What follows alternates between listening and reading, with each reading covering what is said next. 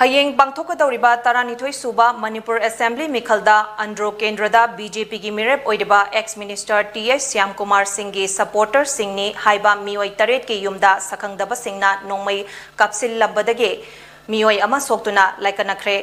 Laibak Tiba Thodok asi ngasi nonganba matung pung aniga minute kuntra rom tabada Andro Kendragi manung chanba tongan ba mafam haibedi yairipok changamdabe makha tera chingjin amadi Andro sanapata thokibani hairi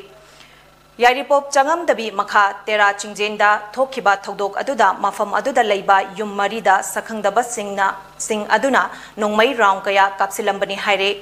thodok aduda tumduna leiba Nupa macha amasu manatonda nongmaina panduna Sokle hairi Soklaba Mioi adudi MD Rahis Khan chahi kunmathoi apokba MD Azur Khan ni mahak hauzik Imphal gi Ras Medi City da laikanari Nongmei Kapsillamle ki thodokta asokapan nanglaba Yum Singh adu MD Azur Khan chahi nifutaruk Yakub Korimayum chahi yankhimathoi apokpa laikhidraba ibomcha amasung MD Hasim Amade MD Muzigini Hari Andro Sanapat Tasu TH Syamkumar ge supporter ahunge Yumda chap manaba pungfam da Nongmei Kapsillamle haire Nongmei Kapsillamle ba Yum Singh adu Chingakham Tongpok chahi nifunipan apokpa Laikhidraba Dharma Sarubam Baigo Bando chahi kuntraga manga apokpa Laikhidraba Chandrasyam amasung Fanjaubam Robindro chahi nifu Laikhidraba Dhanamukta gini Thodok aduda asok apandi yaukide hari Thodok asigi matangda MD Azur Khan na haike yamna kanna ahingda tumnaringai matamda nongmai kapage makhol tabadagi fakthananaba honaringaida famungda tumduna leiriba mahakki machanupa soktuna leiramke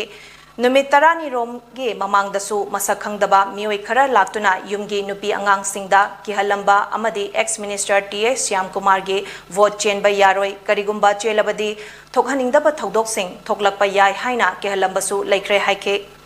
kanagumba amatagi vote ka mari leinana thabak sing yaudana leibani nongmai maru sizinaraga vote khombagi mahutta santi oina Kombana hena fagani hingsa gi thabak sing adumak chathaduna miyamgi aningba apamba wanglaktragadi chaukhatpa haibadu lakloi santi oina leiminasi haina MD Azur Khan na makhata na haike ngasi dagi na numit tarani gi mamang haibatai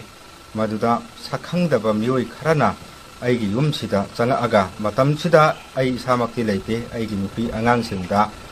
ex minister TS Syamkumar gi vote chenbi gano Karigumba chen bataragadi maram chadaba thokhaningdaba thodok thokakani haibagi aki akhang leiba akan bawa tharamba leiki masiga iroinana masi hairamba banina chummane na khallaga ai isamakse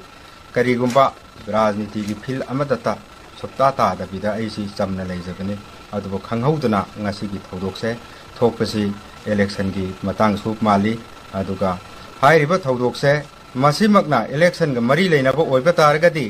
Nongmei maru sizinaraga vote khombagi mahutta santi oina vote khombana mai pakani haina miyamda apil tawjari ai ming rais kawi samdabe makhalika tera singjendagi ne asigi meloin jongthokpiriba NPP gi NPP oina jongthokpiriba Sanjoy harba candidate asigi Mioi singna aigi yumda pung ani makai ta matamda Try to know my caption. We're up with a game on the palette.